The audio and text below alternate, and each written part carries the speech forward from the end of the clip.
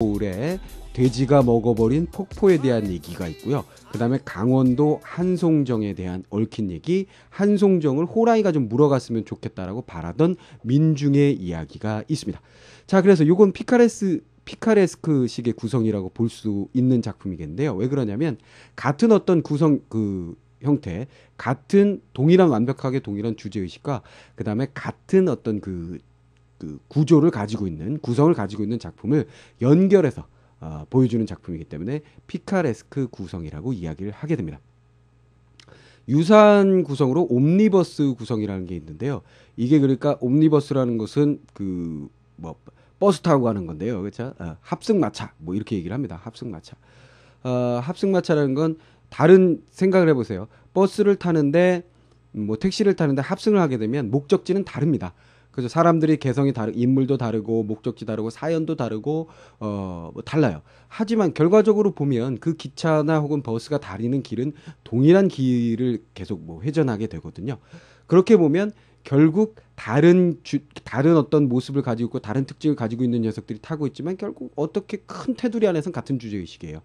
그러니까 선생님이 생각하기에 옴니버스와 피카레스크의 가장 큰 차이점은 피카레스크는 그 구성된 요소들 사이의 어떤 동일성이 굉장히 강하고 옴니버스는 동일성이 좀 약하다라고 보시면 될 것 같아요. 그렇죠?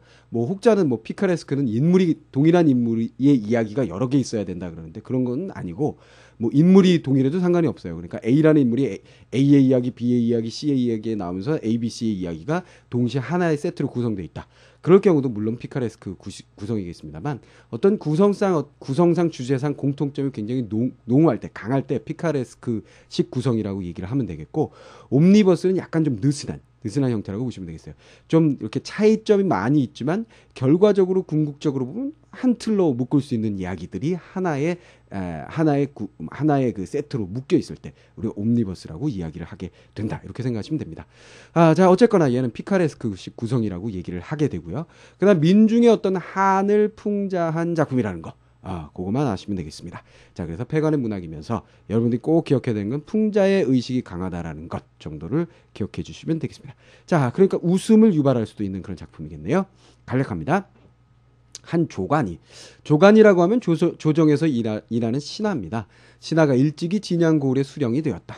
그는 가렴주구가 심하여, 가렴주구 뭔지 알죠? 가혹하게 빼앗고 거둬들이는 것.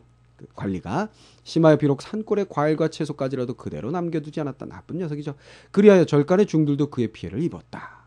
자, 산골에 있는 것까지 다 빼앗아 갈 정도니까 절간에 있는 중들의 것도 빼앗았겠죠.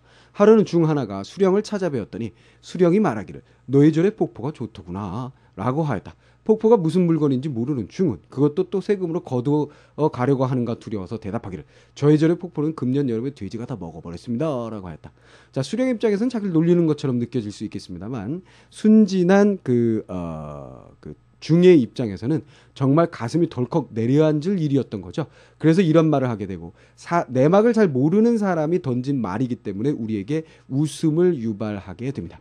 자, 그렇다면 여기서 한 조가는 결국 수탈하는 관리의 입장에 서 있는 거겠고요.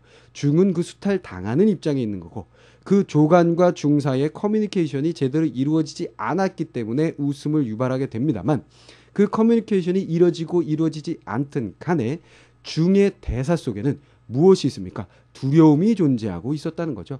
무엇에 대한 두려움이 존재했던 거죠? 바로 가렴주구에 대한 두려움이 존재했다. 얼마나 두려움에 이런 얘기를 했을까라는 얘기가 바로 첫 번째 진양고을의 이야기가 되겠고요. 자, 그 다음에 강원도 한송종의 산수경치가 관동지방에서 으뜸이었으므로 구경꾼이 끊이지 않고 말과 수레가 사방에서 모여들었다. 고을 사람들은 그 접대하는 비용이 적지 않았으므로 항상 푸념하기를 저 한송종은 어느 때나 호랑이가 물어갈까? 라고 하였다. 어떤 시인이 다음과 같이 두 식구를 지었다. 자, 그래서 두 번째 이야기를 정리해보면 또 간단한 얘기죠. 한송정이 경치가 좋아서 관리들이 와가지고 즐겨요. 그럼 어떡하냐? 거기 있는 백성들이 다 뒷바라지를 해줘야 됩니다. 그러니까 저놈 한송정 예쁘고 지랄이고 간에 저거 그냥 누가 호랑이가 물어가 버렸으면 좋겠어 이런 얘기가 되겠지요. 그렇죠? 그래서 여기서 마을 사람들, 고을 사람들이 결국은 앞에 중의 입장에 있다라고 볼 수가 있겠습니다. 그렇죠? 자, 그래서 시를 지었대요. 폭포는 옛날에 돼지가 먹어버렸네만 한송정은 어느 때 호랑이가 물어갈 거. 그냥 두 개의 이야기를 합쳐서 식구로 만들어 놨군요. 그러니까 가혹한 수탈의 모습을 조금 어이없고 우스꽝스러운 이야기를 통해서 그 한을 고스란히 드러낸 그런 간단한 작품이었습니다. 자, 폭포와 돼지의 관계, 한송정과 호랑이의 관계 어떤 내용인지 이제 알겠죠? 자, 그래서 한을 풍자하고 있는 작품으로서 여러분들이 반드시 잘 정리를 해둬야 하는 작품이 되겠습니다.